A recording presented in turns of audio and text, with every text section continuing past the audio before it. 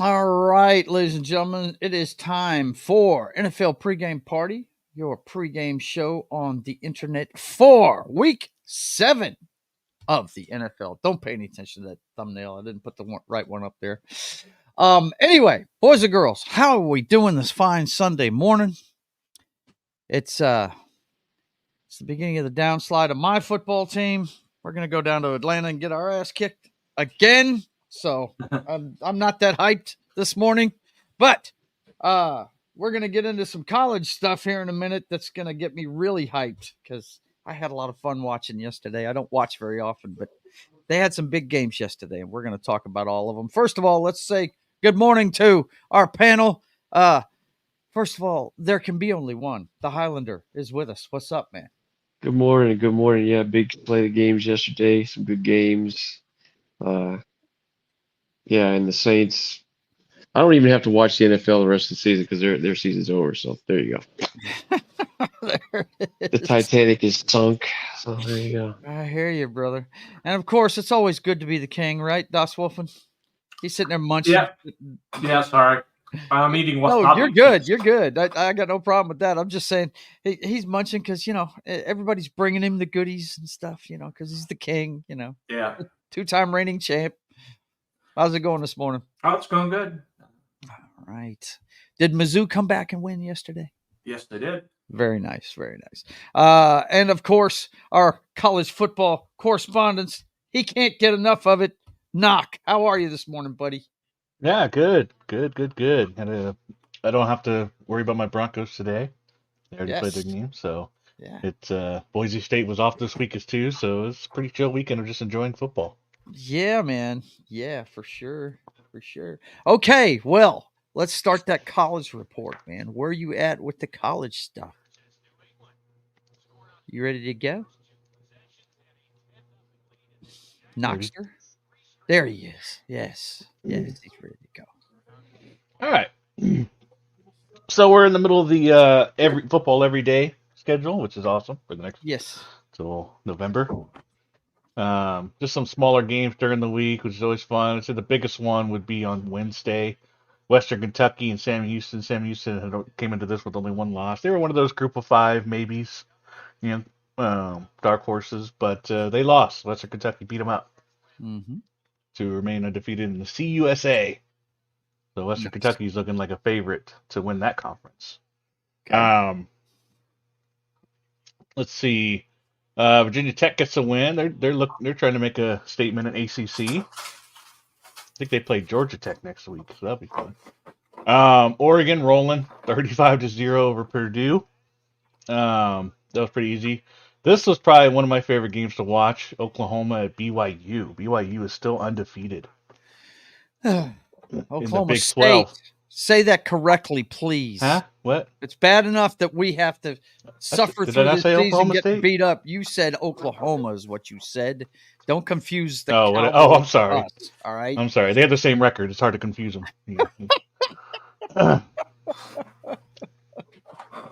I think Oklahoma's 0-4 in the SEC as well, so Yes. easy to mix them up. Yes. Anyways, no, this one was a good game. Oklahoma State went ahead with about a minute to go, and just going to show my one and only highlight. We always like to keep it down to one, but this one's worth it.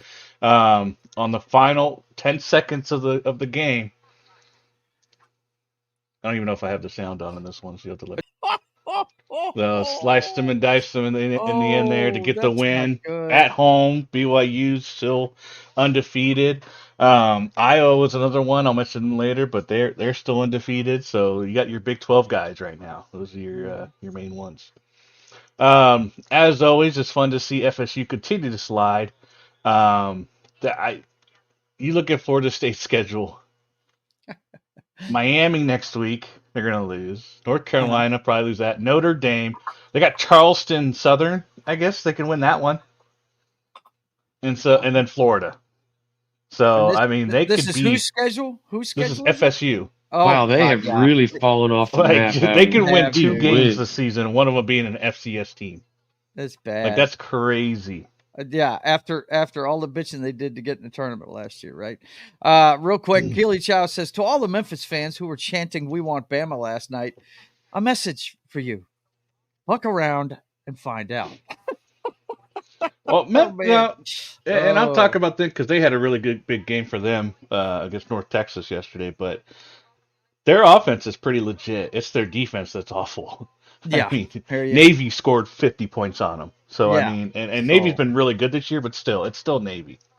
So, Right. the defense is not good. Right. Okay, anyways.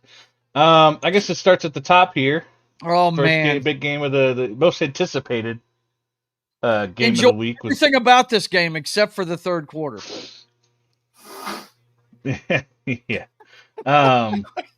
Yeah, nothing going on offensively in the first half for Texas, and once they started going, it was a little bit too late.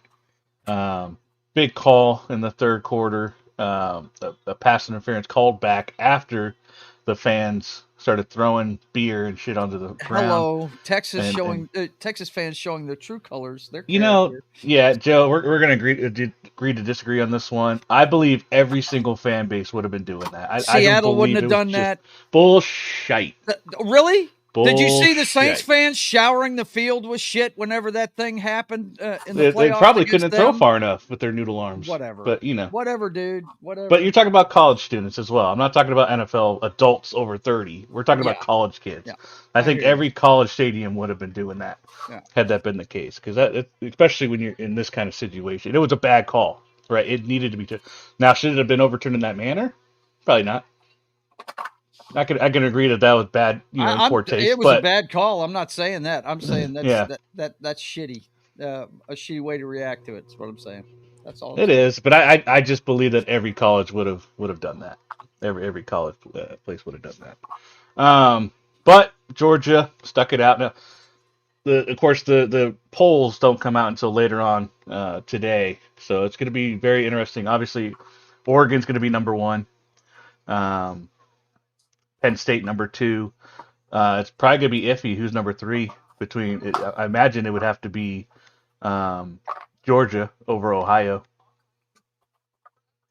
for being the number one team. I don't think Georgia can claim the top spot. I think what you said last night was right. I wouldn't be surprised if they put Oregon up there. I really wouldn't. There's no reason for them not to. They just came off a win the week before over Ohio, who was ranked number 2. But don't worry, Texas fans. Don't worry, Texas fans. And by the way, Gridiron, I'm glad Texas got whooped. We all are. But you know what? They probably won't lose another game because if you've looked at their schedule, they are playing the worst teams in the SEC this year. That's not true, end. But okay. Really? Yeah, Texas A&M is the final game of the season. Yeah, Texas A&M is the final game of the season. Yeah. That's not the worst team in the SEC right now. In fact, it's one of the least right now. Look at the rest of it, Knock. Sure. Put it up. Okay, nice, they got Vanderbilt next. Who upset Alabama, okay, and they're going to be ranked next week. Probably treated that like their Super Bowl, and they're going to be ranked next week. Okay, they guaranteed they're going to be ranked next week. Vanderbilt, and then you got Florida. Okay, Arkansas, who upset Tennessee.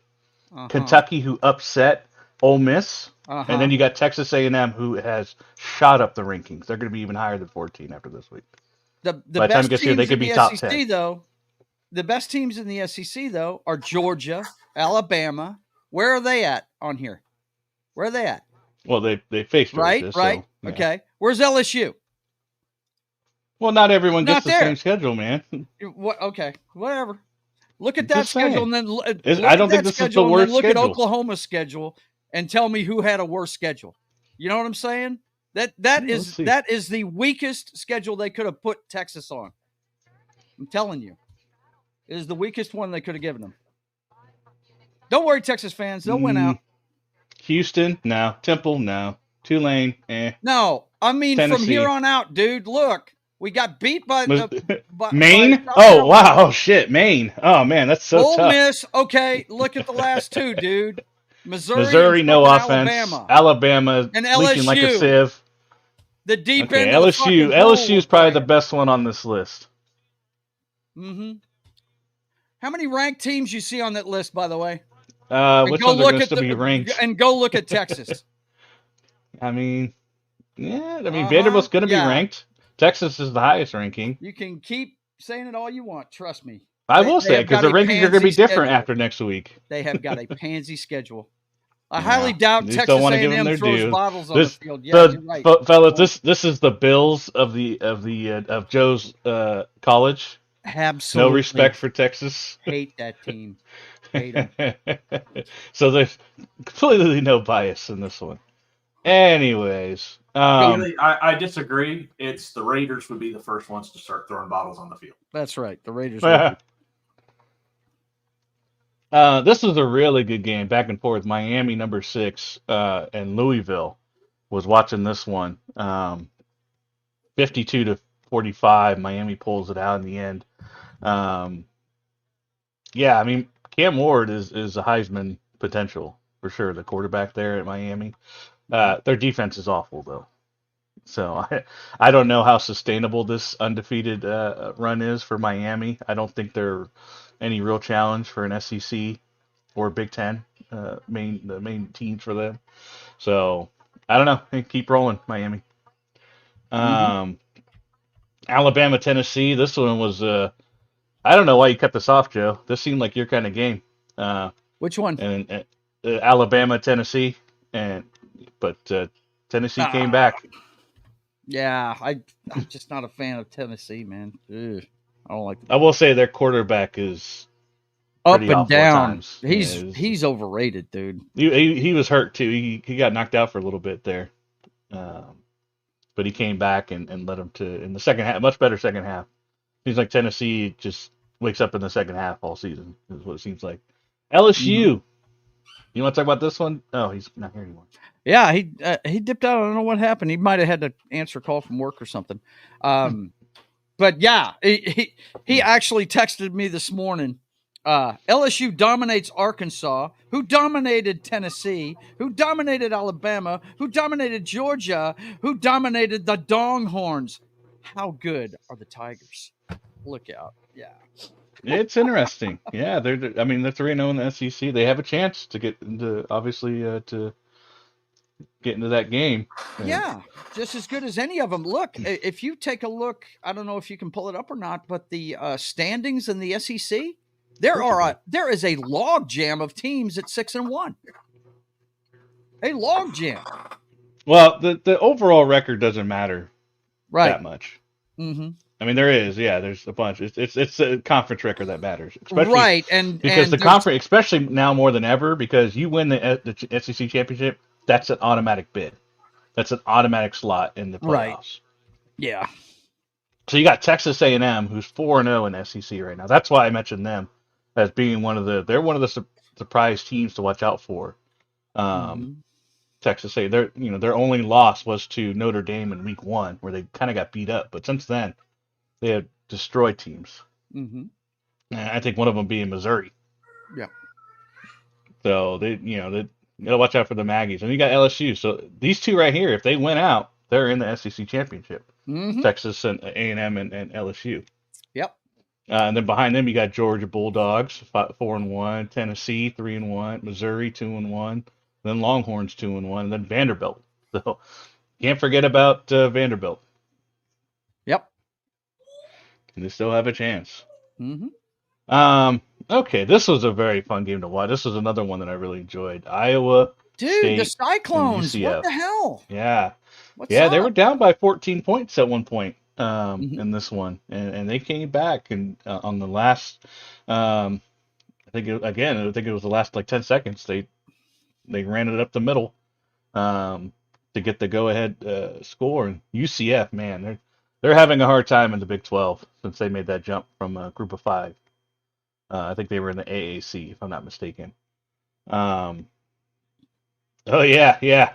We're gonna talk about the games coming up next week. Yeah, but that's gonna be a huge game. Doubt. That is the 2 undefeated in SEC, and whoever wins that has the 2 at the top right now. Lead. Yeah, the 2 at the top.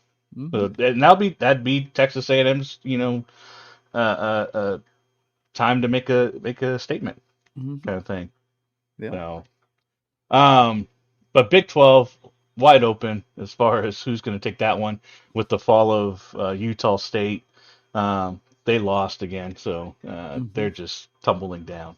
But Iowa State's undefeated, so number 9. So they're going to go up at least one spot with Alabama losing.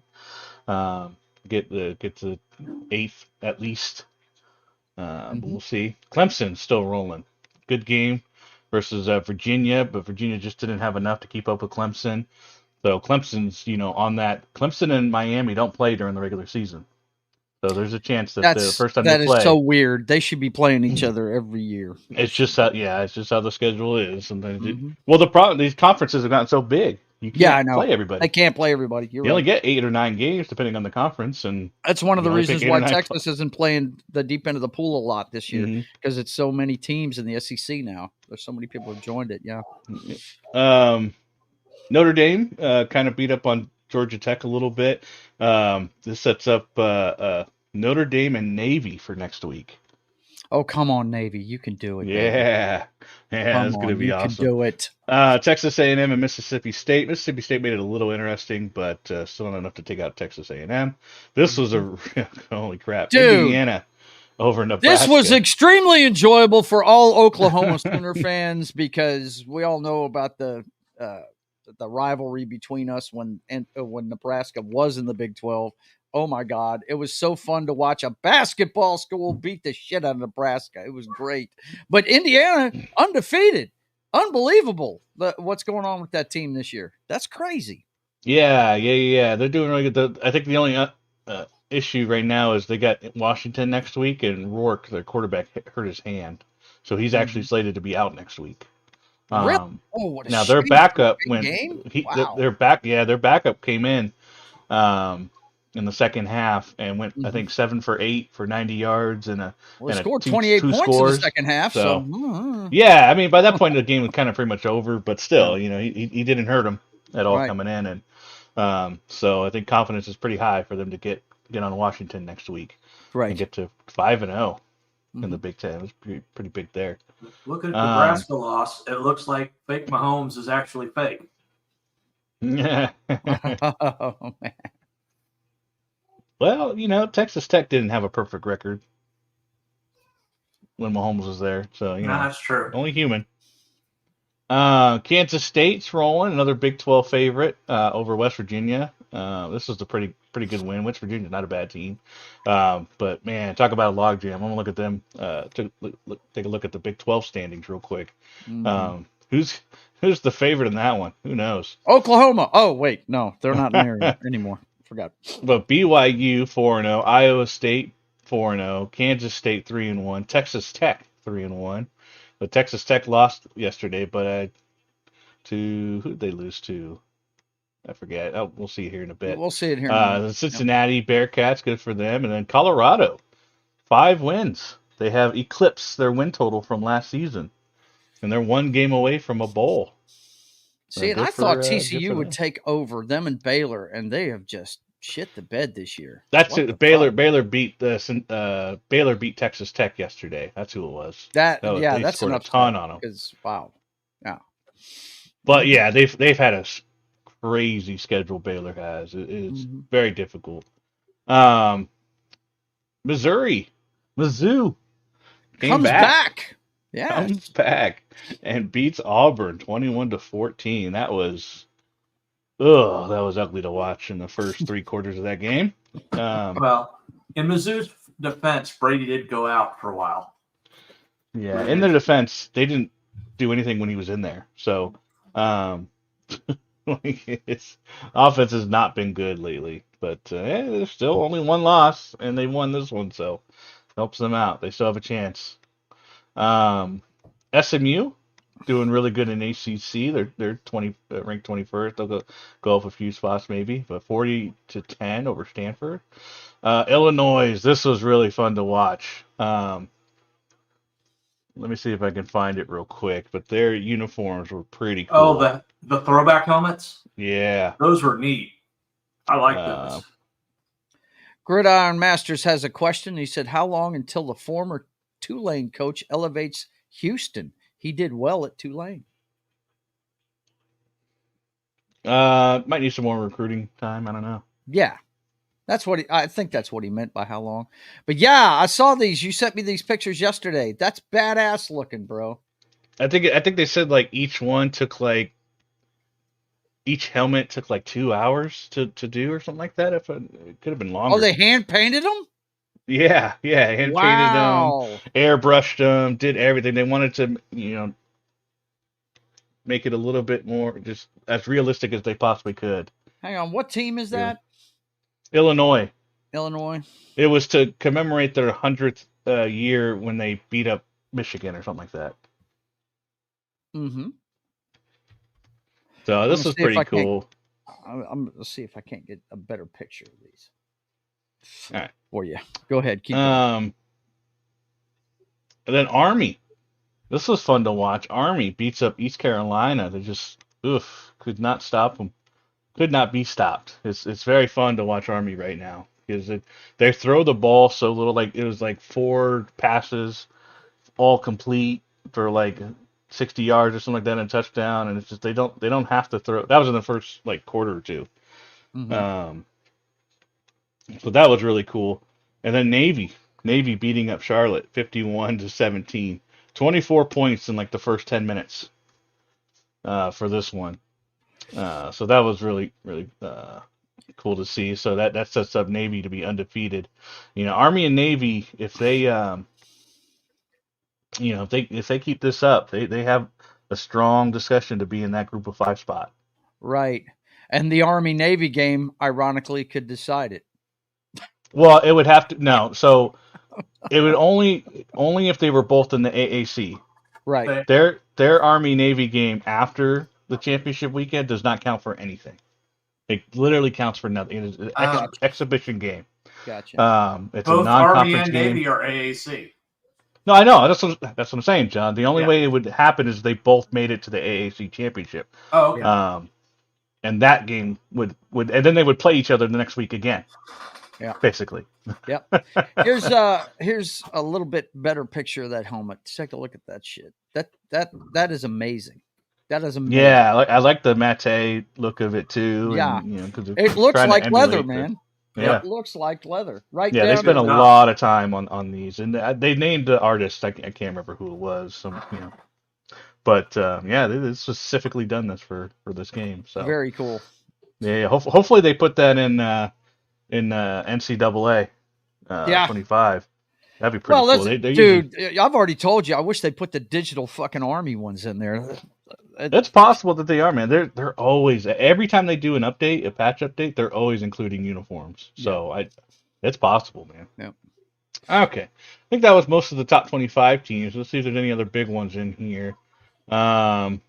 This was a big one for Big 12. Arizona State and Cincinnati. Cincinnati trying to stay in that race. So this was a really good game. Louisiana, Raging Cajuns. There you go. Get a win over Coastal Carolina to stay undefeated in the Sun Belt. Louisiana might be trying to get some group of 5 love, try to get that spot. South Carolina destroys Oklahoma. 21 points in the first 8 minutes, I believe it was, and didn't look back. This is bad. Yeah, okay? this is the low point for Oklahoma after the depletion that happened from Lincoln Riley. It's going to take us another couple of years to come back. Eventually, you're going to have to get over that. No, I will not. I hope USC loses every game they play. Screw them son of bitches. And that son of a bitching coach of theirs. Dude, if Boise State's coach left and took half the fucking roster with him, you'd be upset too, bro. Believe that. Anything else? Trying to look at anything one. Maryland comes back and beats USC. Yeah. Oh yeah, Tulane is. It's hard to talk about Tulane because after 2 losses, and they lost the 2 games, they're still in the Group of 5 discussion for sure. But it's going to be tough for them because a lot of people would have to help them out. Yeah. Yeah, they would need they would need people to lose. Now the Texas game is pretty decent, and they have the Navy and Memphis on the schedule too. So if they can win out, they have they could certainly be talked about. But It's going to be tough for them to come back, especially since one of their losses was to Oklahoma, and that's not looking good. Yeah, definitely isn't. Not at this point. But no, USC loses to Maryland. Maryland drove down the last drive of the game and took the lead by 1 point. So USC is in free fall right now. Colorado gets a big win over Arizona. Arizona was looking really good at the end of last year, so it was thought that they were going to be a favorite for the Big 12, or one of the favorites for the Big 12, and that just didn't happen. Colorado's rolling. Yeah. Before you get too far away from it, it's a beautiful thing that the Terps came back and beat that piece of shit. Go ahead. This was a really fun game to watch. Baylor 59-35 over Texas Tech. That's what we expect out of Baylor. Damn it. Yeah. So I mean, like I said, their schedule has been pretty brutal. They started with Utah when Utah was still healthy. They had Colorado, BYU, who's undefeated, Iowa State, who's undefeated, yeah. Texas Tech, who was 5-1, I think it was 6-1, 5-1. So their schedule has been pretty brutal. So and it gets a little better after that, but yeah, they face some really good teams to be 3-4. So they're there. Watch out for that team. That's one of those teams that'll snag you. Yep. James Madison takes a loss over Georgia Southern. Kind of a big thing. James Madison was one of the favorites for that group of 5 potentially, and they drop a game, so now they have 2 losses, and now they're 1-2 in Sun Belt, where Georgia Southern's now 3-0 in Sun Belt. So they're looking to Georgia Southern's looks like a favorite in that division. Vanderbilt coming off their wins at Kentucky and Alabama, so they're rolling along 5-2, undefeated in or I think they have 2-1 in SEC. So watch out for them. Let's see. This was a really fun game. This was back and forth. There was 21-14 in the first quarter in like the first 10 minutes. It was insane. But that ended up 52-44 with Memphis being one of the lead dogs in that group of 5 spot. Really good offense. Defense is awful. It's just awful. So they can't stop anybody. They can score a lot of points. Yeah, they can hang with anybody, I think, but they can't stop anybody. So big game there for the American Conference as well. Florida gets a win over Kentucky, just kind of the forgotten SEC teams. They just don't win enough. They can't win any big games, so yeah. UNLV gets a win over Oregon State. That's pretty big for them. They're still got a pretty good chance of that group of, if they beat Boise next week, which is a big game for both Mountain West and group of 5 spot, they could be ranked and take over that group of 5 spot, UNLV, potentially. So pretty big game there next week coming up. Okay. Utah and then last game of the night was TCU and Utah. TCU getting the win over Utah. Looks like a kind of mint game. 0 points in the first quarter. 0 points in the fourth quarter. Completely unexciting. Yeah. I fell asleep during that one. Yeah, by that time I couldn't watch these two. These two were after 10. I was pretty much done for the day. I didn't want to stay up and watch. I was done after Georgia and Texas. So, yeah. Yeah, and then okay, so this is about done with that. Just gonna talk about a couple games coming up. Syracuse and Pittsburgh on Thursday night should be pretty decent. Syracuse only has that 1 loss. They got that Kyle McCord guy from Ohio State. They're looking to get back into the ranks. I don't know if they ever got ranked this season or not, but Pittsburgh is undefeated. Pittsburgh in the ACC, so this could be a pretty good game right here. And then we got Boise State and UNLV, both only have 1 loss, and this could be for the lead in the Mountain West and that group of 5 spot. And then let's take a look during the week. Nebraska and Ohio State.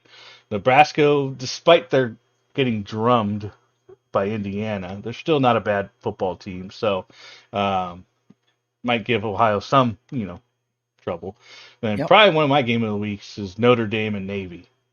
Yeah, can't wait to watch this one at 12 Navy o'clock. Can keep that that great play going against. Well, I always think Notre Dame's overrated, but they're still True. Notre Dame. Yep. But yeah, I don't think, unless you're a Fighting Irish fan, I would imagine everybody in the country is going to be rooting for Navy, no doubt. Yeah. Mm-hmm. And then if Navy wins this one, I mean, man, that I feel like Dude, that puts them in the driver's seat for the group of 5. You know. And especially if they beat Army in the AAC championship, assuming they both make it. And it's just so rare that the academies have a run like this. It really is. I mean, there's very few great players come out of those programs because, college guys don't want to go and sign their life away they want to play football and keep going to the NFL, right? They don't want to, the good players don't want to go to an academy where they'll have to, I mean, not that they don't want to serve their country, but 2 years of their prime football life will be gone. So a lot of them don't want to go there. I mean, I think Navy's only had one Heisman Trophy winner, and it was Roger Staubach, wasn't it? I think the old Cowboys quarterback from back in the day. And he was drafted by the Cowboys when they knew they weren't going to get him for 2 years. That's how good he was, They also can't be 350 pounds. Yeah, that's a good point. There you go. Yeah. Right. Exactly. They've got to be svelte, which makes it kind of tough especially on line play, right? I mean, come on. But anyway, yeah, it's interesting. Everybody's going to be pulling for Navy. They really are. I know they are. Yeah. Mm-hmm. Let's take a look at any other one. Illinois. This is what was intriguing. the one? Illinois. What was the one that Gridiron was talking about? Oh yeah, A&M and LSU should be on that list somewhere. Yep. Illinois and Oregon. This should be a pretty big game right there. Yeah. Illinois. Kind of a wild card in the Big Ten. Mizzou takes on Alabama. Yeah, this is going to be interesting. Alabama is going to be ranked a little lower, probably in the teens, after the loss they had. I don't think they'll drop that many spots, but so yeah. And then Missouri, I don't think they're going to really climb that high for beating an unranked team, if at all. So this is going to be for probably who gets kicked out of the top 25, potentially. Yeah. So it could be in there. They'll have 3 losses, or Alabama would have 3 losses. And then Mizzou would have 2 losses, and I can't see them staying in the top 25 losing with 2 losses. UCF getting that heartbreaker against Iowa State. They get another chance at home against BYU, who is undefeated. Big 12 right there, implications. So that's a pretty big game for the Big 12. Let's take a look here if there's anything crazy. Vanderbilt gets a chance to take down Texas. Texas kind of reeling a little bit after that loss. So can Vanderbilt take advantage? That'll be a question. FSU. I only ever mention them because of just how bad their season's been, and they're going against Miami. So if you like watching teams get pushed off their high horse, here you go. This is the game for you. What's this? Which one? I'm not going to pay attention, Joe. Hey, I'm sorry. My brother finally let me know that his fucking Wi-Fi shit the beds while he disappeared. I'm sorry. I'm trying to answer him. Go ahead. No, I was just saying that FSU is playing Miami. If you like seeing a bad team, a team that, like I said, get pushed off their high horse. This is the game to watch. Probably one of the biggest games of the day, LSU and Texas A&M. There it is. This is 2 undefeated teams in SEC play. So whoever wins this one has the, pretty much the best chance to make it if they win out. So huge playoffs and SEC right here. Let's see, SMU's trying to keep rolling against Duke. Cincinnati and Colorado, that's a huge Big 12 right there. That should be decent. It's 10-15, so I probably won't see that one. But I'll definitely watch the highlights when I wake up. So that's pretty much what's coming next week. Not a crazy slate, but the last time I thought it wasn't a crazy slate, we had 5 upsets. So right, I was fixing to say you were like, it's a great time for me to go to a concert. Nothing's gonna happen this weekend, and boom! Every team that was supposed to win got nuked. Except for Miami. Miami was the only one that didn't get upset. Other than that, pretty much everyone else did. So ridiculous. Yeah. Well, I don't watch college football very much, but it was kind of hard not to watch Texas and Georgia yesterday because we found out that was the litmus test really for what they're going to look like in the playoffs, because that's the caliber of teams they're going to be playing. And yeah, suspect. I thought it was interesting that they put Manning in at the end of the second quarter, trying to I think they were mix just things trying to up. shake things up a little bit. Yeah. And I thought it was appropriate that they put Eruth back out there and after the Right. second half break. Absolutely. Yeah. But yeah. I mean, they were just trying to do something, right? You got to right. They were just trying to shake it up, and he did have a nice run. He Yeah. did pull it down, and took off for about 30 yards on one play. But you don't want to keep him in there against Georgia at this point in his career right now, because it was obvious that defense was winning the line of scrimmage. They like you said when you were texting me during the game. Yeah, their front line couldn't handle him. They couldn't handle him at all. They're just too fast off the ball. They got to see what the speed of the top tier teams in the SEC's like, and it's something to deal with when you first see it, man. Oof. But anyway, okay. Thanks for that, man. That's Knock has always got his stuff together, ducks in a row when it comes to college football. And yeah, Highlanders Wi-Fi went to shit on him, so that's why he disappeared there, guys. But he would have been talking about his Tigers, and he definitely would be highlighting the game that both Gridiron and Knock talked about. The A&M and LSU is a big game at this point in the season in the SEC this week coming up. So definitely keep your eyes on that one. Okay, so let's turn our eyes to the NFL. We're going to start with the Monday night game from last week. Everybody's favorite darling, the Buffalo Bills beat the New York Jets 23-20. The Jets missed 2 field goals that could have won them this game in the second half. And both teams really didn't look like world beaters in this game. So much so that they both traded for wide receivers this week, right, Knock? Oh, Are yeah. you with me? Yeah. Both got one. Yeah. Buffalo, he must be munching something. Buffalo. Yeah, munching. Okay. Buffalo ended up trading for Amari Cooper, and Aaron Rodgers has been reunited with Devontae Parker. Or not Devontae Adams. Devontae Adams. I always get those two confused. Yeah, Devontae Adams is back with the quarterback that he had the most success with. So it's going to be interesting to see how they do. Thoughts on this game, guys? It's more the same as far as I'm concerned. I don't think either one of these teams are going anywhere. I think the Buffalo Bills, they played above expectations at the beginning of the year, and now we're seeing what now that they're starting to get nicked up a little bit, what all of these losses in the offseason are bringing them. And the Jets are just doing the Jet thing. It's it's rough to watch. It really is. Thoughts on this one, guys? I mean, I only got to watch like a quarter and a half, if anything, of this game. So I was a little shocked when I woke up and hardly any points got scored after I went to bed. Yeah. It was rough to watch, man. Believe that. John, any thoughts on this one at all? Rodgers once again choked. Yeah.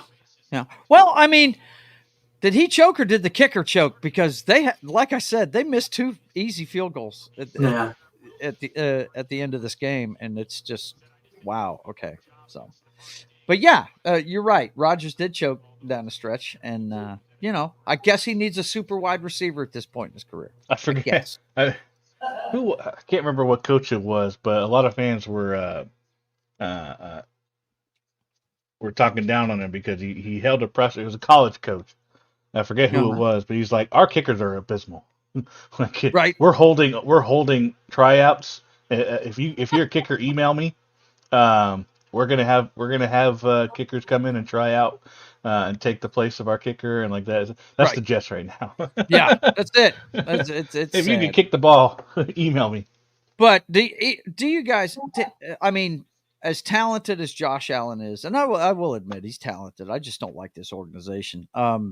And as talented as Aaron Rodgers can be, I don't see either one of these teams making any noise at all. It's just, yeah, it's bad. The entire, they used to call the NFC East the NFC least, and I think we may have the AFC least at this point, especially with the injuries to Miami. What's going on in New England? As a matter of fact, what's the score there in New England now? Have anybody done anything yet? It's 25-10. It's still 25-10. Okay. Yeah, Jacksonville just got a field goal. That's about it. Well, yeah, I think we're looking at the worst division in football right now, and it's just it's bad. It's bad. Okay, next one. I know you want to talk about this one, and I'm kind of glad that Highlander's not here to talk about it because he would be talking about how. No, he just says Saints suck, and then that was it. Yeah, well, he's not wrong. Season's They're not over. playing well at all. And Spencer Rattler has had 2 games now, and the first half, the 2 quarters he played in last week's game, he was really good against Tampa in the first 2 quarters, and then Todd Bowles said, "Okay, respect, young man. I see you know what you're doing. Now I'm going to blitz you," and it's been downhill ever since. He has not looked good, but that's the life of a rookie in the NFL. They figure out real quick. And in this case, I don't think that's fair to him in this case because one, his offensive line couldn't help him. They're beat up, could not help him. His wide receivers were dropping balls. The defense wasn't really helping either. The Honey Badger couldn't get the easiest possible pick you could possibly get. He dropped it. He dropped it. Yeah, like when your defense can't get it's just not happening for you. It's just so. I mean, Rattler made some plays. There was some where it's like, man, how did he escape that? He did make some good plays to one of his tight ends. Was pretty much his safety valve, the only one he could rely on. Yeah. So I mean, there's something there. It seems like, but the team's got to help him out. Basically, what Bo Nix was a couple weeks ago. A lot of drop balls. I mean, the run game, Kamara was completely bottled up. I think he got maybe 15 yards or something like that. And that's where you won the game defensively. Their best player that didn't do anything. Their only player. Yeah, really. I mean, they're so that team is so beat up right now. It is. Yeah. Mm-hmm. Hang on real quick before we finish talking about this game right here. We have to announce something.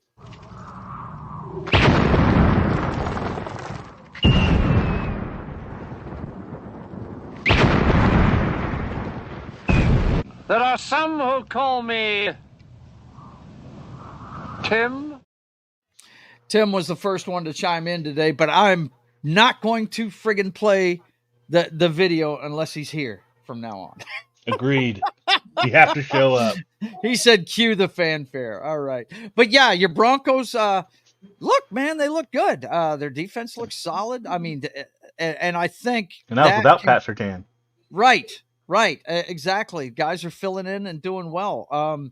I can't name a person on that front line. I know you can, but nationally they're not known, but they are getting after it, man. Probably the biggest one would probably be Jared Allen. I think something like that. Allen on the front line. Okay. Not Jared Allen. I was fixing to say, man, that's Minnesota. 57-year-old Jared Allen still playing. But anyway, they're doing well.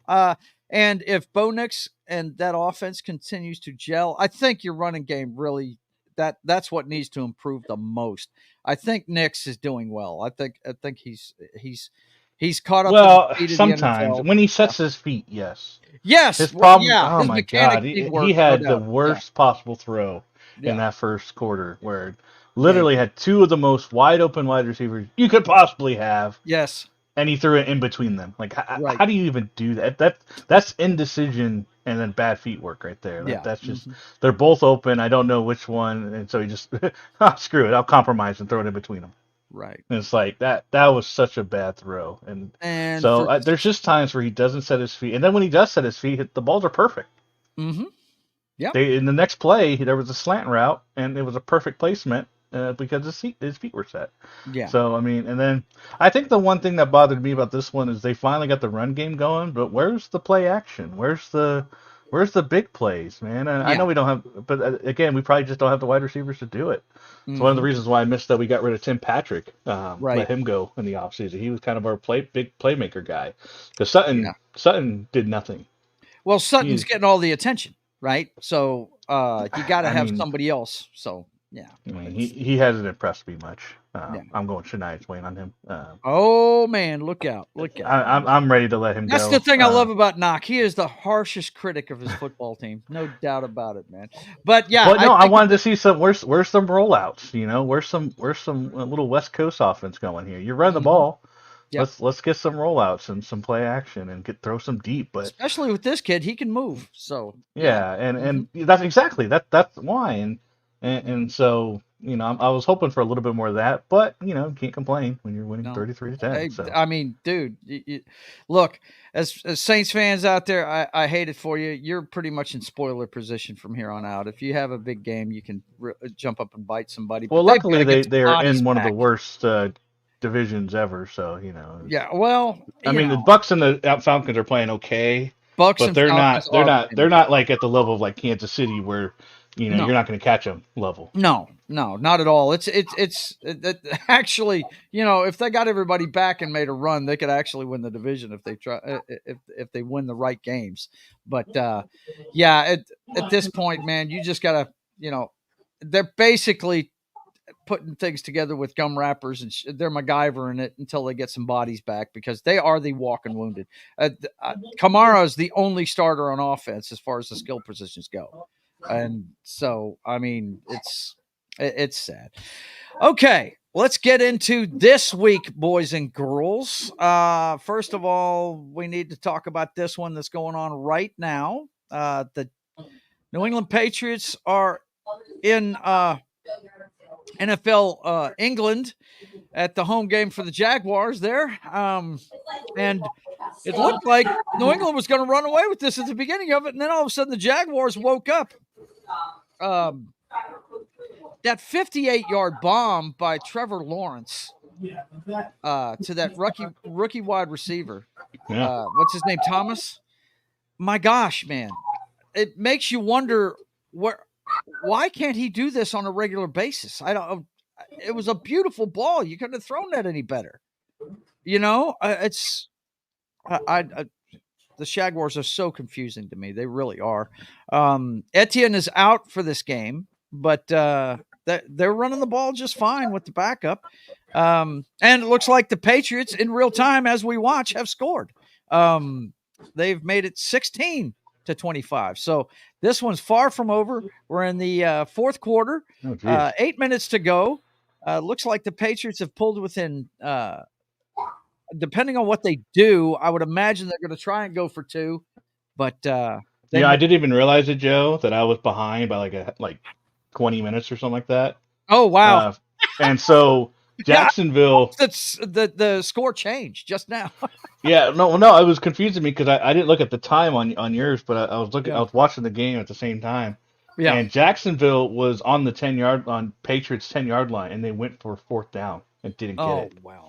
And so the Patriots, so they could have went up by another field goal. Instead, they went for the kill, and it looks like the Patriots made them. They're going to make them pay for it because they went all the way down the field if they scored that.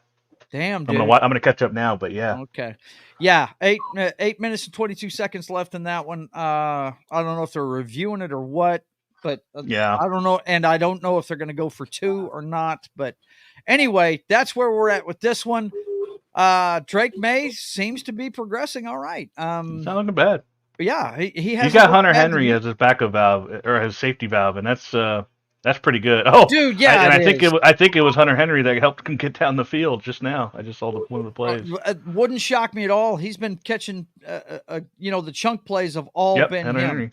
Got him a huge pass down to the midfield. And didn't he play for the Chargers? Isn't that where he came from? I'm pretty sure he played for the Chargers. Coaches love turnovers on downs nowadays. Yeah, and don't even get me started about analytics, buddy. Don't even get me started about that bullshit. Anyway, we'll keep our eyes on this one and let you know what's going on with it. First up, I get to talk about my team. They're about to go into Atlanta. And, you know, I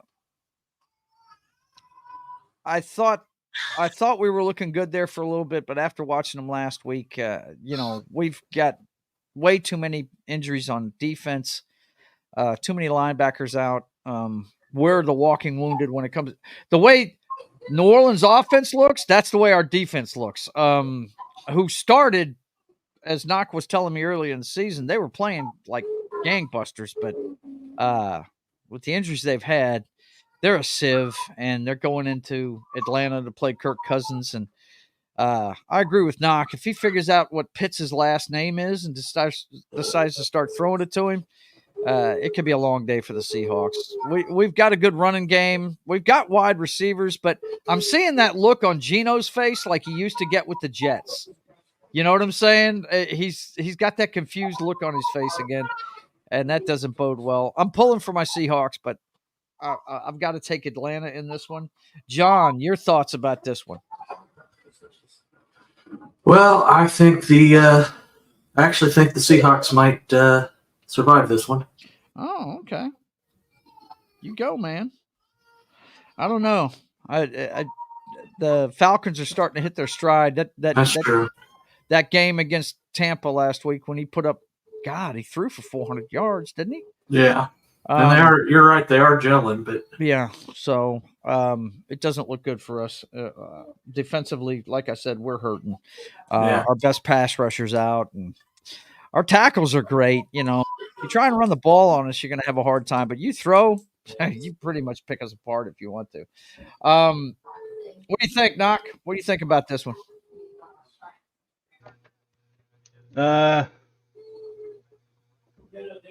I picked the Falcons. Did you? Yeah, I'm cleaning up a mess right now, but I picked the Falcons. Oh, you're catching up, huh? Okay. Well, I'll let you watch the show. No, I made a mess while trying to watch the show, and I spilled something, so now I'm cleaning it up. No, don't do that, man. Don't do that. Yeah, I think it's going to be a long day for us. I really do. Let me close some of these tabs so I don't get confused here. All right, the next one we got up here, guys. Two teams that aren't going anywhere, in my estimation. But one of them, a lot of people love. They really do. We got Will Levis and I Love to Throw Games going up against Josh Allen. Actually, Levis is out. Is Levis out? Oh, yeah. Wow. That doesn't help the 32nd ranked offense in the NFL. and pretty sure Malik, what's his name? The guy that Knock was high on, wanted to see play. Oh yeah, he's playing backup for Green Bay now. Okay. Well, yeah, I'll have to take the Bills in this one. Amari Cooper's had a week to play with Josh Allen. We'll see what that looks like. Knock, what do you think of this one? I know you're a big fan of the Buffalo Bills. Oh, yeah, I'm going Bills. Yeah. Okay. And John? I have to pick the Bills in this. Especially, playing a backup quarterback that is a complete unknown. Mm-hmm. Yeah. No, that sound would be coming from John's house. He has probably grandchildren saying hi to everybody. So, yeah. Let's see. Grid our master says Tannehill still has a couple of years left on him. Tannehill, he's not on their roster, is he? He's sitting at home on the Brady. couch. I'm sure Brady has a couple of years left. Yeah, right. Oh, that must be his point. Yeah, give him a call, right? Yeah. Whatever. Yeah, that Buffalo should win. If Buffalo doesn't win this game, I'm going to be laughing my ass off next week, guys. I really am. Because you know how hard it is for me to pick Buffalo anyway. Oh, dear Lord. Okay. Now, this one right here, we got the Paul Brown Bowl. He owned both of these teams, and his favorite color is orange, just like me. So I'm a closet case fan of both of these teams. I have to give the edge to the Bengals and that offense, man, because the Browns defense just isn't doing it this year. Now, I don't know if it's because they're crumbling under the weight of such a bad offense or what, but I think we can all agree that Deshaun Washington, I may have pronounced that correctly. Deshaun Watson is washed, boys and girls. I really think that he's Deshaun Washington. Yeah, Washington. That's what came out of my mouth. It may have been a Freudian slip. By the way, the Patriots did go for 2 and did not get it. Didn't get it, so they're down 9 with 8 minutes to go. Okay, got it. Thank you, sir. But yeah, is anybody taking taking the Browns in this matchup? I think Joe Burrow is going to light them up today. Yeah, it's definitely Bengals day, even though they're 2-4. Yep.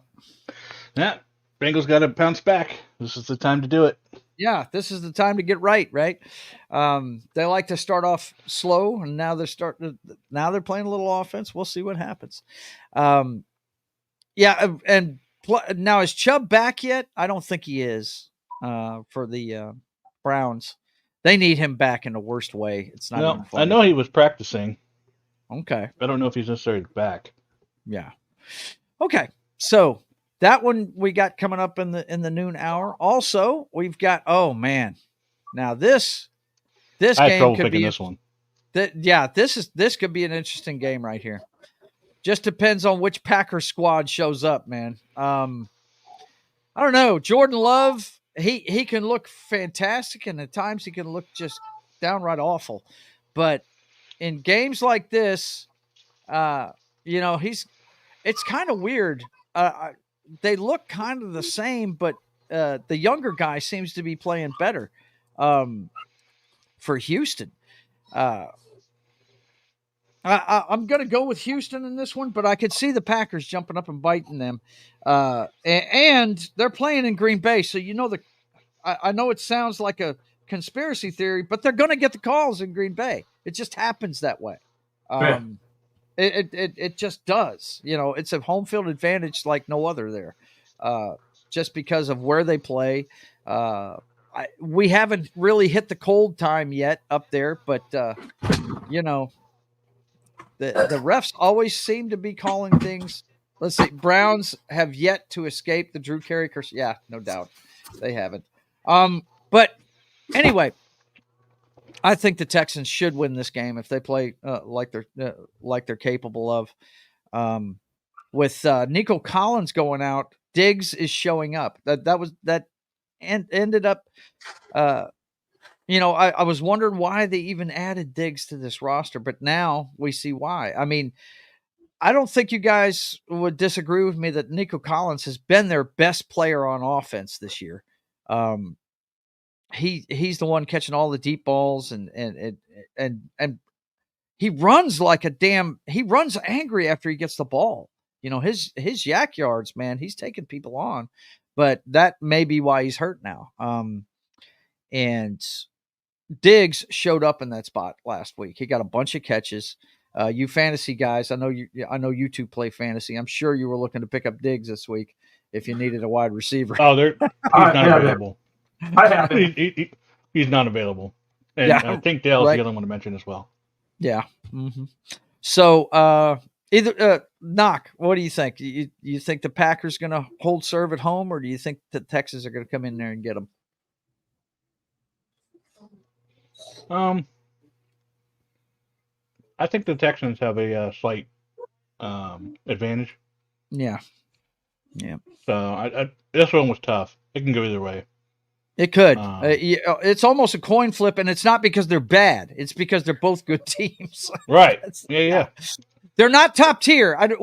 You can consider Houston a top tier team, I think, almost. I've come this shy of calling them a top tier team. I really do. But then again, this year, the top tier team, San Francisco's had a 3-game losing streak. So it's really hard to tell this year. But Green Bay, I don't consider them top tier, but they can jump up and bite teams at any time. John? If I were John, I would roll the dice, but I'm going with the right. Texans. for my pick. Is it time for Dice Cam, bro?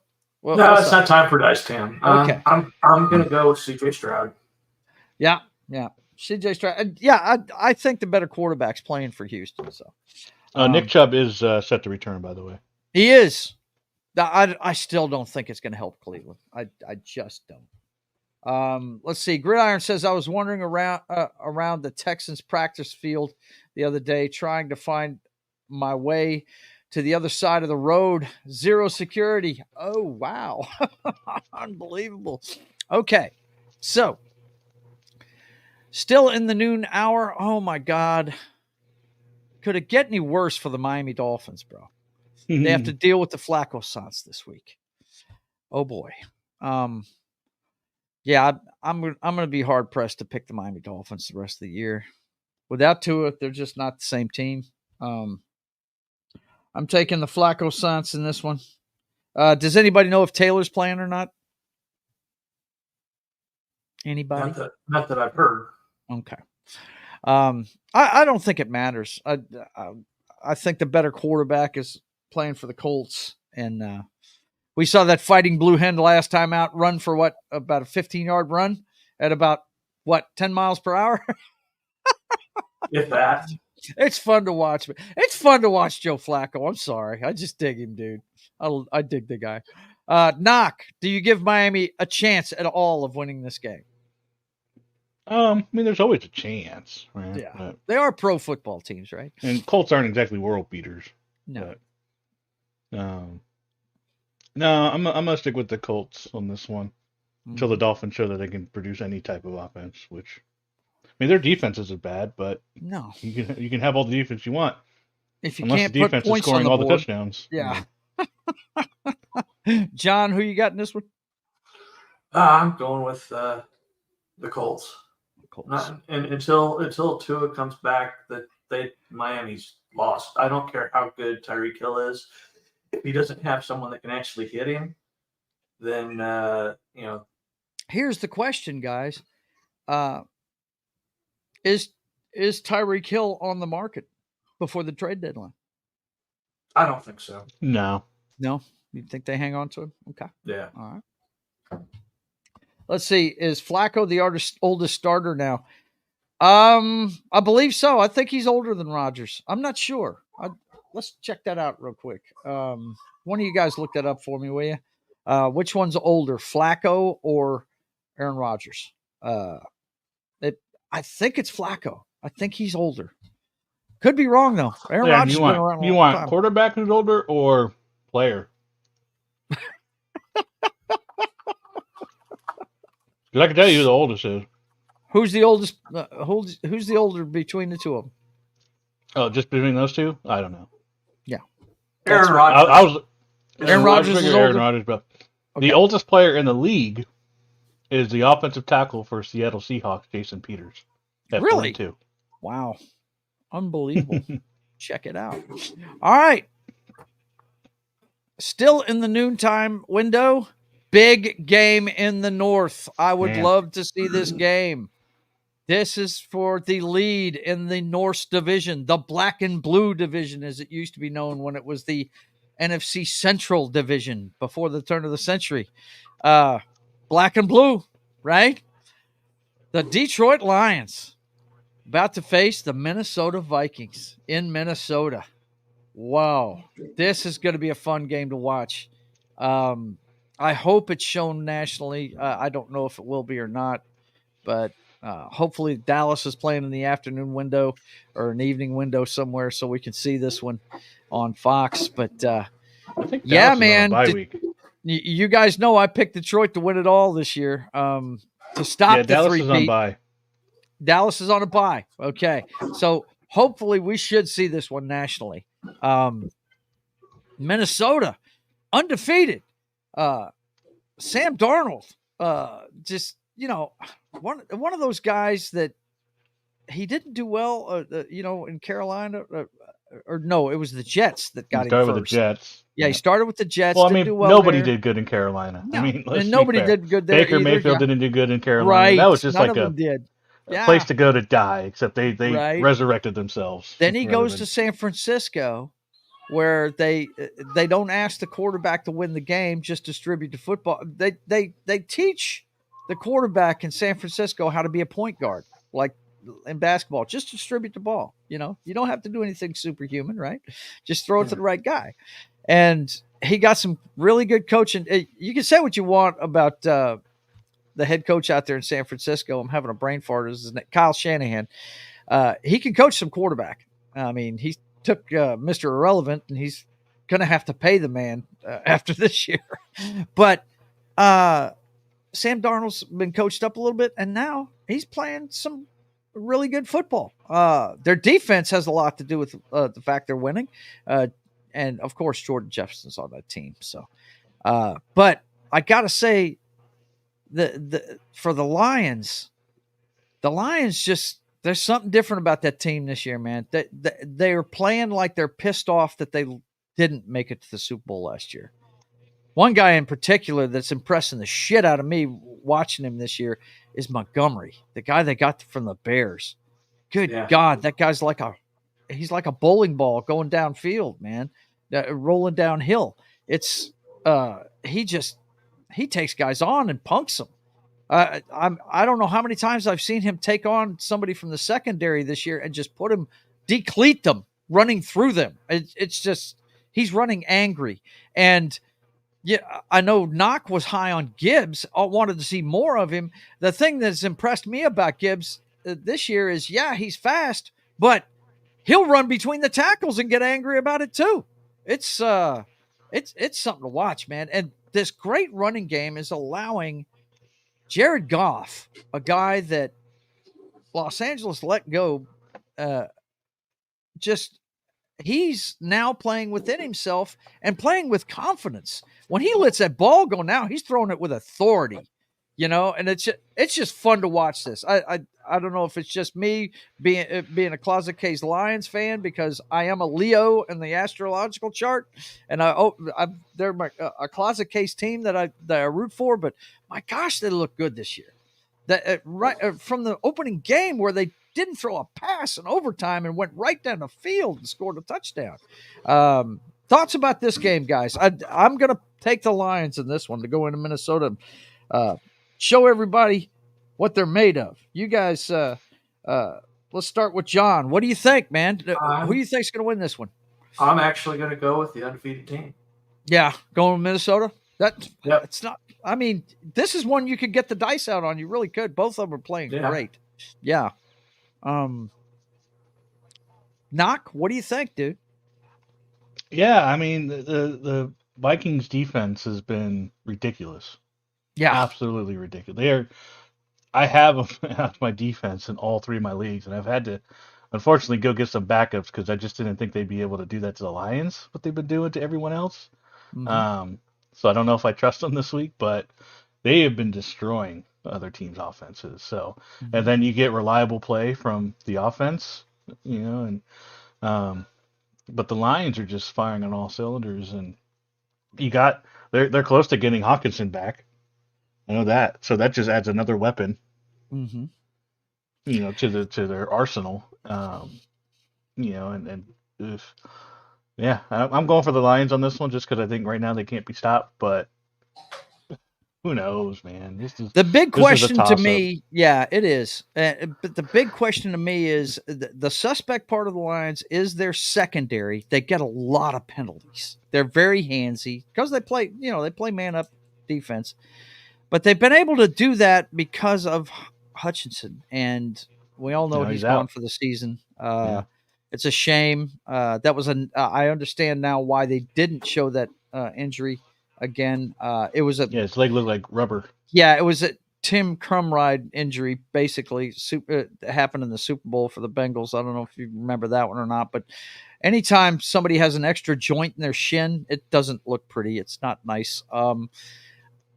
So he's out. The rumor mill is full. You know how these rumors fly around. But do you think it would be smart of the Lions to pursue trying to pluck from the Raiders, roster and get Crosby and bring him there to try and fill that hole? We'll find out if they need to do that today. because if they can generate a pass rush without him, I think they're going to have to do it by blitzing. That's where I think this game is going to be won and lost, I believe, is can the Lions slow down the Vikings offense, because their defense is hurt without him. You know that. We'll have to see. But this is the game of the day, if you ask me. This is going to be a lot of fun to watch. Okay, next one we've got. By the way, the trading deadline is November 5th at 4 p.m. Right. That's November 5th. That So should be that's a couple weeks before from week now. 9, right? Yeah. Okay. That's before week 9 starts. Okay. So the next one we've got is, and that's what I'm saying. If the Lions lose today, I think they pick up the phone and call the Raiders. You know what I'm saying? If they don't get to Darnold very well today, I think I could see them doing that. The Eagles and the Giants, somebody has to win this game. I'm going to take the Eagles just because I don't trust the Giants as far as I can throw them. But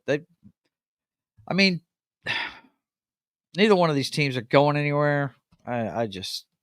The Eagles are the biggest disappointment to me. I'm going to be pulling for New York because I really don't like what's going on in Philly right now. I think their head coach is an asshole. He's just a jerk, and he's very weird. But Quick update, I think Joe. Barkley runs angry today against his old team, and they get the victory. What do you think, Knock? Just real quick. Unfortunately, the Patriots could not capitalize on 4th and 25. And so they lose the ball. And with a minute and a half left in the game, it's pretty much over. Yeah. Jags win. They're down 2 scores, right? They're down 9. Yep. Yeah. That'll put the nail in the coffin. Yep. Okay. So what do you think of this one? Malik Neighbors is back, I believe. He's been activated, so that gives him a little bit more offense, but he can't do it by himself. So I still think the better teams is the Eagles. I think they'll win just because they can do enough. And that's about it. Yeah, I think they can do enough to overcome Hurts giving the ball away at a record clip. Yeah, I'm with you. I don't trust either one of these teams, but I think Saquon's going to want to make a statement today. And I think they'll rally around him and win the game. John, what do you think? I'm thinking that Eagles are probably going to pull this out. Yep. They've definitely they're not going to win by a lot. No, it'll be a 1-score game. Yeah. 13. Yeah, Jalen Hurts will definitely keep them in the game, no doubt. I hate to say it about the guy, but guys, other than Will Levis, is there a quarterback that is treating the ball more like a grenade than friggin' Jalen Hurts this year? I mean, this could be 17-15. Yeah. And all the Giants scores were from field goal. Right? Could be that kind of game. No doubt, man. Well, okay. It's been 21 months since Jones put up a touchdown in his own field. Really? Yeah. Wow. There you go. There you go. There it is. More field goals. Facts supported by evidence, sir. That's it. Okay, we move to the 3:00 window, and we've got one in your division, guys. We've got the Vegas Raiders without Devontae Adams going against a beat-up Los Angeles Rams squad. I mean, they've been without him for several weeks anyways. Yeah. So they're used to it. They have. Yeah, I know. Aiden O'Connell against the disappointing Los Angeles Rams. Yeah, this is... You can blame got your dice cam ready there, John? You got the dice cam ready? I'm picking Los Angeles. 2 reasons. 1, they're at home, and 2, Matthew Stafford is the best player on the field. So, hey, except for maybe Max Crosby. That whoever wins that battle going to win the game. And I think Matthew Stafford. You guys know I love the guy. So, and his dogs showed up last night. So yeah, he's going to be wanting to win the game today. I'm taking the Rams in this one. Knock, what you got? I just picked the Rams because I've watched the Raiders, so and O'Connell's nothing's gonna happen there. I think Minshew's still giving the best chance to win. I think they and do and they too. I pulled think them they're too. making a mistake putting O'Connell in there too. But, I guess they're. My guess is they're just seeing what they can do because remember they didn't draft a quarterback in this last draft. By the time it got to their pick, those top 6 were out.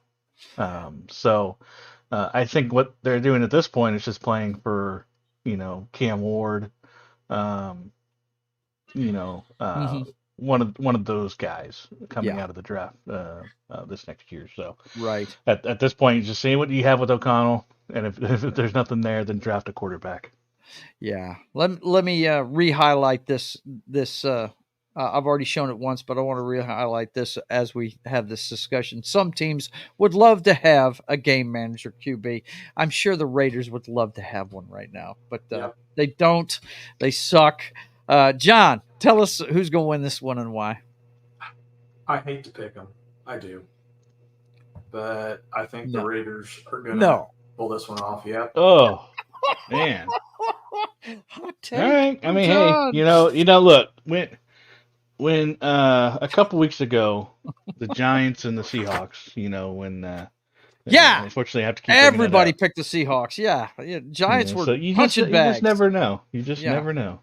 He could be right, folks. He could be right. Absolutely. But I don't know. Over Stafford? No. I think Crosby's going to feast today. There you go. Oh, you by think the way, he's gonna, Jonathan Taylor. You think he's going to audition for the Lions today? Yeah. I mean, that would be a pretty cool thing to happen if the Rams could get Max Crosby to take over. I think that's a pretty good replacement for Aaron Donald. Jonathan Taylor is out, by the way, for the Colts. Okay, so Jonathan Taylor is out for the Colts. Doesn't matter. But they get Michael Pittman back. Will rule. Flacco Saints will rule. That's all I can tell you. All right. Oh, man. Really?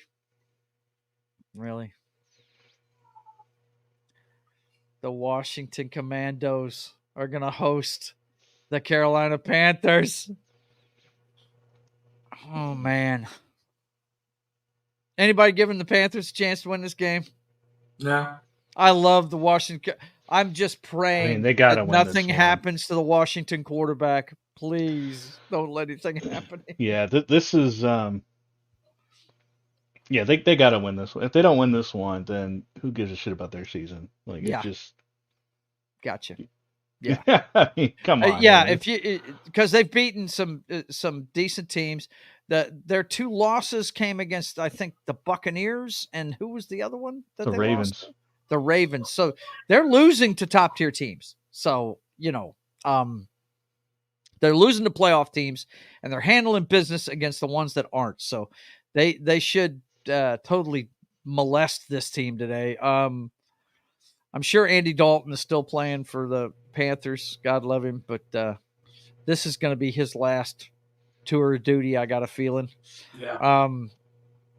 The Panthers are just a bad football team. They just are. Top down, and it starts with ownership with that team. I'm hard pressed to pick them in any. If they played the Patriots or the Dolphins this year, I might pick them. But other than that, no. Okay, John or the Saints. Yeah, or the Saints they at will this be point right again. now before they get healthy. Yeah.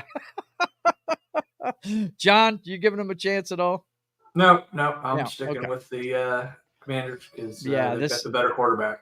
I and we got to highlight for sure this kid, Jaden Daniels. He's having a phenomenal rookie year. Now Williams has woken up and he's starting to play there in Chicago.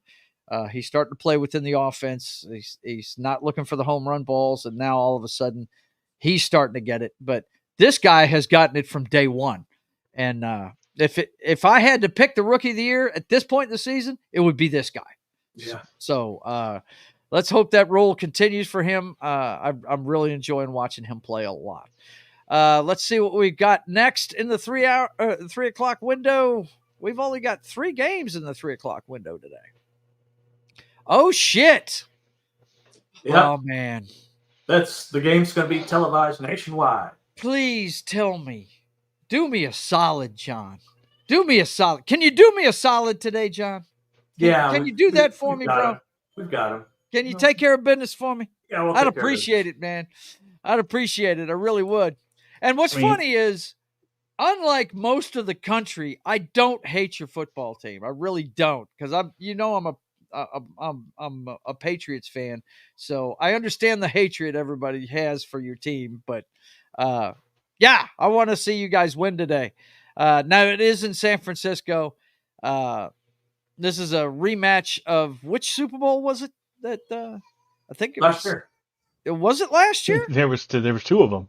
Oh my God! Yeah. It's just San Francisco has been going to the ever since Kaepernick threw that first interception. They haven't won a Super Bowl since, and they've been to several. It's just I can't remember which ones they've played in, but I'm going to give my pick to the Chiefs. I think they're going to pull it off today on the road. That's how they did it last year in the postseason, was on the road most of the way. So that's who I'm going with. Knock. This is your division rival. Can they go into San Francisco and beat this team? What do you think? I mean, yeah. Unfortunately, how beat up the 49ers are right now. They are beat up. Mason, their running back, is out. The one that's been in for McCaffrey. So Yeah. I don't even know who's gonna run the ball outside of Debo. Right. Until he gets hurt. Right. He's going to get hurt during this game, probably. Yeah. I mean, they got the two guys. Jennings has been really decent. And of course, they still have Ayuk. George Kittle's back. Mm-hmm. So that helps a ton. So they got weapons. So I mean, I'm still definitely picking the Chiefs on this one just because I think they're healthier, and unfortunately, well, our receiving car isn't, but that really doesn't matter because we've got the tight end room. So, well, speaking of the tight end, Taylor Swift will not be in attendance in this game, unfortunately, John. So I don't know if he'll have the inspiration to play well without her up there. So this could be a defensive struggle in this game. Yeah, so it's going to be tough. Who you picking though? You taking KC? I took the Chiefs. Yeah, okay. I want the 49ers to win, obviously. But one thing's for sure, you're going to see the two best tight ends in football. The best tight end in the NFC plays for the Niners. Isn't it next week tight end day or something like that? Something like that, yeah. It National should be tight today. End day? Should be today. It should be today because this game's going to be in the national window in the afternoon. And yeah, man. And I enjoy watching both of them play. I really do because we make fun of the guy all day long, call him Mr. Taylor Swift, but yeah, man, he's really, really good. Kelsey's been good for a long time. He's so funny too, because like, what was it? He was walking into practice like yesterday or whatever, and the reporter's like, "Hey, what have you done this week?" He's like, "Nothing." And then like there's a montage of like all the like baseball games and all the tennis games, and he went with Taylor. Right? It cracked me up. I mean, I've been enjoying the whole situation. I know fans are over it. But it's like, man, they're having fun. They are young people having fun. That's the thing is that people forget these are kids in the prime of their life, dude, and it's cool to see them have fun. John, gloat about your football team, bro. The Taylor Swiftless Chiefs. Yes. Well, I don't think that'll be a factor. But who's the camera going to pan to whenever Kelsey catches the ball? I don't know. But I think we're commissioning a new stadium this week. It's Arrowhead Bay. Well, they don't play on the Bay anymore. They play in Santa Carla. But I can understand that. I can understand. Yeah. How about just call it Arrowhead Jeans? It's Levi Stadium. Yeah, we can call it. Okay. But no, it's our receiving corps beat up. We've lost quite a bit. We didn't pick up. Everybody's like, "Oh, we're going to pick up." First, it was going to be Devontae Adams. We're going to grab. No. Then it was going to be, we're going to pick up Amari Cooper. No. Now they're talking to DeAndre Hopkins, and I'm like, no. we're not. We don't have the cap space for any of this, guys. What are you going off about? We're going to get this. And if Andy Reid was really worried about the room, MVS would be back in a Chiefs uniform. Yeah, right. Yeah, for sure. Yep. So that all of us are on the Chiefs this week, guys. Yeah, look, San Francisco's just beat up. And it's been a domino effect since Christian McCaffrey went down. Since he went down, it's been a domino effect. They've lost. I feel like since he's gone down, I've seen more Madden commercials with him in it. Right? The Madden curse is alive and well, boys. I just see so many Madden. It's always him because he's the feature on the and look, cover. Guys, I don't know if you're aware of this. The Madden game is now 50% off on the digital store. Holding out for because of month. The success of the college football game. Nobody's playing Madden. So if you want to get it a little cheaper, you can get it right now in the digital store. Now the physical copies, I know you've got it, bud. Hang on, show it again. Yeah, there it is. Here's the reason why the Niners have gone downhill this season. Yep, Madden curse right there. The Madden curse got them. Yeah. But anyway, okay. So that's there's only one player that's immune to the Madden curse. Yes. He seems to do better when he's on the Madden cover, no doubt. He's been on there a couple of times and won Super Bowls, right? Yep. Yep. And we're talking about he got hurt. He just kept playing. He just kept playing. Yeah. He got hurt. The curse did its best. It just didn't work. Right. That's all. Just didn't work. That's it. Okay. In the the Sunday night window, I think they've named Russell Wilson the starter for this game. Yeah, they did. Guys. Yeah, sure did. I'm going to watch this game. You have to know this about me. I don't rave against them like I do the Buffalo Bills because I just can't stand the Bills. But I don't like the Pittsburgh Steelers. When I was growing up, Roger Staubach was my hero, Captain America. And he lost 2 Super Bowls to that team. And when my beloved Seattle Seahawks, who I'd been with since day one, finally make it to the Super Bowl, who they run into? The Pittsburgh Steelers. And they lose their first Super Bowl. But what I do like about this team is I like their head coach. I like their mentality. They are built for success from the top down. Their defense is always top-notch and strong. And that's why I give them the edge in this game tonight. And what I'm really hoping to see,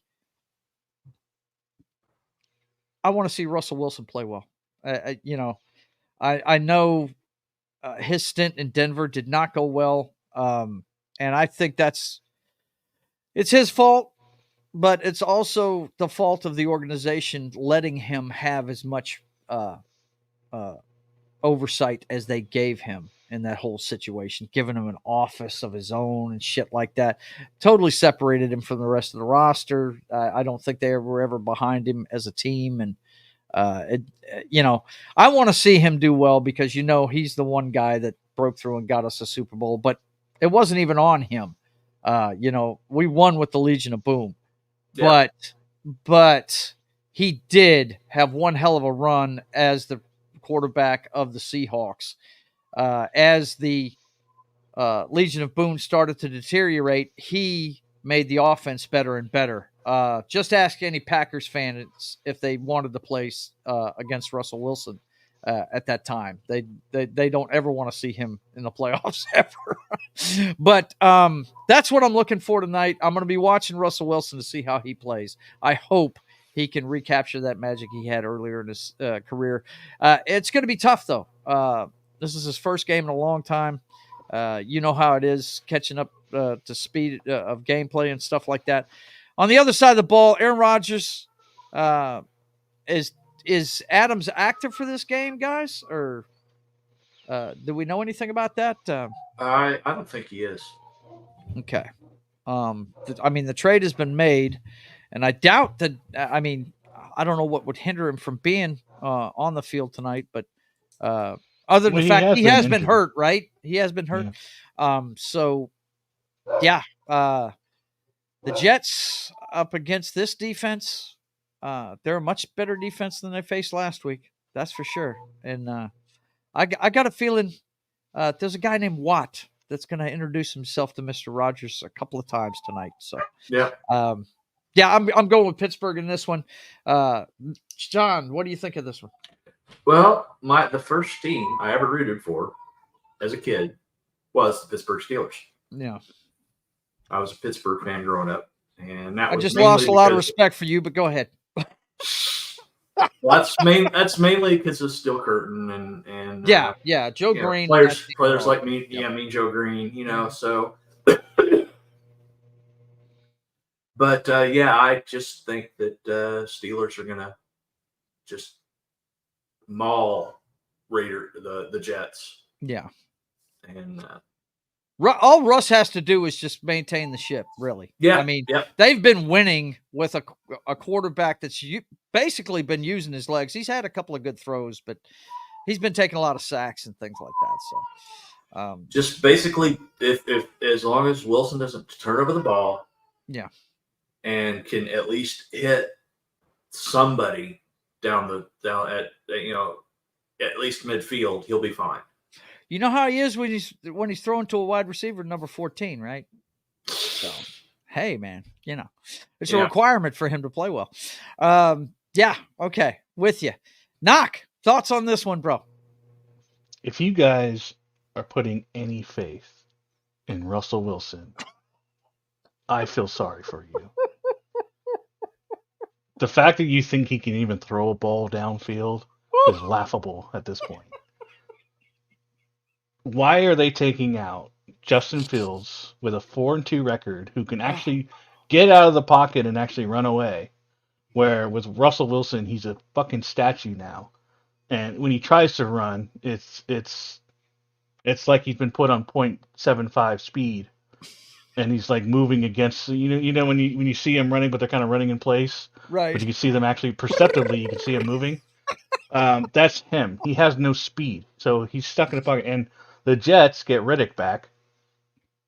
Yeah, I don't know if he's playing in this particular game or not, but his contract speed is over. So one of the better pass rushers in the league. Yes, he is. Yeah, no doubt. So I am never going to go for Russell Wilson again. I will never pick a game with Russell Wilson leading it again. If the Fields was playing in this game, I would pick him all day. Yeah. I would pick the Steelers to win this game. Mm-hmm. But I'm never going to pick Russell Wilson again. I believe that is very reasonable. And so I'm going with the Jets. I cannot dispute what you said, man. His time in Denver was some of the most god-awful quarterback play I've ever seen. I cannot. He can't hit the broadside of a barn, and he can't move at all. So no. I said in my breakdown, I hope he recaptures a little bit of the magic. That's what I said. Did you see him in the preseason? No. No, I didn't. No. Yeah, it was awful. There was nothing to inspire why they would bring him back for Justin. So what you're telling me is this calf injury is, I'm sure he had one, but that's because he couldn't move, and then he tried to run on it. And he's an old man, so Okay, so are you picking the Jets in this one? I'm picking the Jets. Steelers defense. Okay, he's picking the Jets. Okay, there you go. This could be a 3-0 game for all I care, but I know Russell Wilson isn't going to be getting him any points. Now, I'm not going to see. Well, yeah, I am going to see this one.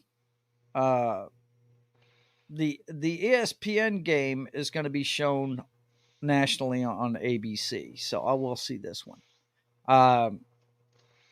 The Ravens at the Buccaneers Monday night in the 7:15 window. This is wow. Both 4-2, both playoff teams from last year. Both getting pretty good quarterback play. Both have decent defenses. It's just, I think, to me, King Henry's the difference in this one, man. I think that the Ravens are going to go into Tampa and eke one out against the Buccaneers. And I think if you're a wagering person, I don't wager on football because my dad taught me a long time ago not to do that. But if I was a wagerer, I would take the over in this game. There's going to be a lot of points scored in this game, I got a feeling. But I have to give the edge to the Ravens. They're playing some top-notch football. You see right there, they're the number one ranked offense. So, yeah, I'm going to take them in this one. Knock, who you got in this game? It should be a good one. It's your kind of game. I got a feeling there's not going to be too many punts in this one. I don't think. Mm-hmm. Yeah, I mean, I'm gonna take the Ravens. I think they're better off than the Bucks are at the moment. Mm-hmm. Bucks are still a little kind of iffy to me. Yeah. Okay. All right, John, what do you think? Well, I think the Ravens are the better team in this matchup. They're going to run. They're just going to pound the ball. Mm-hmm. And either by King Henry or by their other running back, Lamar Jackson. Mm-hmm. So yeah, their other running back. You're right about that. Yeah. Yeah. So it's I get you. It's gonna be. It's not gonna be a high scoring game. I think it's gonna be a low scoring game. Mm-hmm. But I think they're gonna pound one out. Yep. I mean, I'm pulling for Baker. I'm an Oklahoma Sooner guy, and I love my Sooner quarterback. I'm definitely going to be pulling for Baker Mayfield, but I don't know, man. The Ravens just regular season, they're a juggernaut, man. They really are. Okay, the last one we've got is going to be exclusively on ESPN Plus. If you don't have that streaming service, you're not going to see this game. It's going to start at 8 p.m. Central Time. And it's going to be the Los Angeles Chargers against the Arizona Cardinals. Chargers I haven't seen this year, but they seem to be doing the same thing that the Niners did when he took over the Niners. They're playing good defense and they're running the football. Cardinals, it's so hard to pick games with the Cardinals involved because they're going to be there in the fourth quarter. They're going to be in striking distance. One thing I have to give the Arizona Cardinals, has been this way for a few years now, even before this new head coach. They compete on every down. They are trying to stop you the whole time. They don't give up. I have to say that about that team. They're always in it. And I think this is going to be my upset pick of the week. I think I'm going to take the Arizona Cardinals in this one to pull it out in the end. We know that Herbert's been nicked up. We know that this Harbaugh coach team is going to play good defense. They're going to run the football. But I think Kyler Murray, he's another one like Lamar Jackson, likes to surprise you in the regular season and throw in a game that just is unbelievable, So I'm going to say the Arizona Cardinals gut one out and beat the Chargers. Knock, what do you think of this one? I'm actually with you on this one. I'm going for the upset as well with the Cardinals. Yeah. And I don't think the Chargers are anything special, and you're right. Herbert has been nicked up. Defenses have been that great, and weapons aren't that great either. So. Mm-hmm. Yep. What do you think, John? Well, I would be with you guys, except for one thing. The Cardinals have to face both the lesser Bosa and Khalil Mack. Mm-hmm. Yeah, that's just true. So I think the Chargers defense is actually going to hold serve on the Cardinals and keep the midget in place. And I'm going to say the Chargers are going to pull this one out. Mm-hmm. Well, I'll tell you what's going to be tested. It's not those two guys you spoke of. It's the defensive tackles. Yeah. They've got to hold serve in the middle because if he steps up into the pocket and sees a hole, he could exploit that shit all night. You know that. Yeah. So, the defensive tackles have got to play well. I understand what you're saying about the defensive ends, but that little guy's hard to get down. Yeah. He is. Okay. So he's going with the Chargers in that one. All right. So that is our slate of games for this week. Let's see what we've got coming up next week. Before we have our show again, let's go to week 8 and see what we've got going on there. Oh man, really? I mean, without even looking at what happens today, I'd have to pick the Vikings in that one. Same because if they win, they just keep it rolling. if they lose, they're going to come out pissed off and want to beat the shit out of the friggin' Rams. That's for sure. What do you think about this one, Knock? Yeah. I mean, yeah, the Vikings. Yeah. Probably because Rams are just This looks like one of those games the Vikings can beat up the Rams for sure. Right. Yeah. It's just wow. We got that one, and I don't think we have any. Well, I don't think we have any. Is the Germany game? That's the 10th. That's the 10th. So I don't think we have any. Where is it? There it is.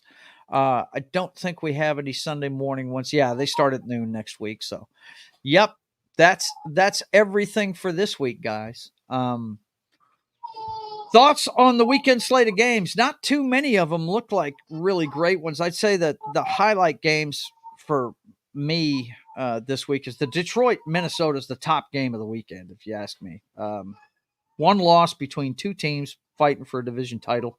That's always good to see. And I'd say the other game I want to watch just because it's going to be an offensive explosion to watch, and that's the fucking Ravens and the Buccaneers on Monday night, man. That's going to be fun to watch too. Thoughts on this week, guys? What do you think? Well, obviously, I don't think go ahead, John. I say, well, obviously, I'm watching the Chiefs. Of Chiefs, course, San Francisco. Yeah, it's good to be the king. I understand. Yeah. I'm going to see the Atlanta game. Believe that. They're going to show that here. I'm not going to see the fucking Detroit Minnesota game because they're going to show what Atlanta's doing just because we're in a Saints market. But I already know that we're watching the Lions Vikings game, so that'll be my. The whole country's going to see it besides me. Yeah, sucks.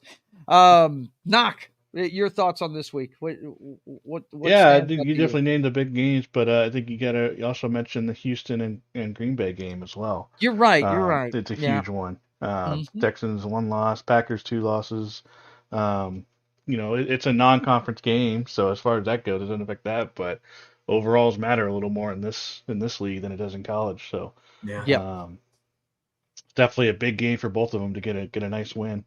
Yeah, I think whoever wins that is going to feel pretty darn good about themselves, after. So it's definitely a confidence building game. Anytime you can go into Green Bay and come out with a win, that's definitely a confidence builder, no doubt about it, because their home field advantage. I mean, there's a few places that just no matter how well the team is performing, it's hard to go into and win. It's hard to go to Seattle and win. It's hard to go to KC and win. It's hard to go to Green Bay and win. It just is. So yeah, I'm with you on that one. And we're gonna have that one here. CBS is covering it. So yeah, I'm gonna get that one. We get all the Houston games in this market. So what's funny is we're actually the same distance from New Orleans and same distance from Houston. It's 5 hours to either one of them. So we get all. I used to see all the Oilers games growing up, man. Dan Pastorini and Earl Campbell and all that shit. We saw it all. But the thing that really stood out to me this week is that after Buffalo and the Jets played their game, both of them realized that their offenses suck right now. They both went out and got wide receivers through trade. I thought that was pretty funny. Even if Deshaun Watson's confidence gets off the mat, who's he going to throw the ball to now without Amari Cooper there? I mean, the logical answer is going to be Njoku, the tight end, and Jerry Jeudy, the wide receiver. Right. Yeah. Unfortunately, Jerry Jeudy never worked out, man. Yeah, his confidence is shot. But the tight end is fantastic. He really is. He's something else. I'm really looking forward to seeing him play with another franchise, if you know what I mean. He's gonna make some noise. Yeah, he should come to Denver.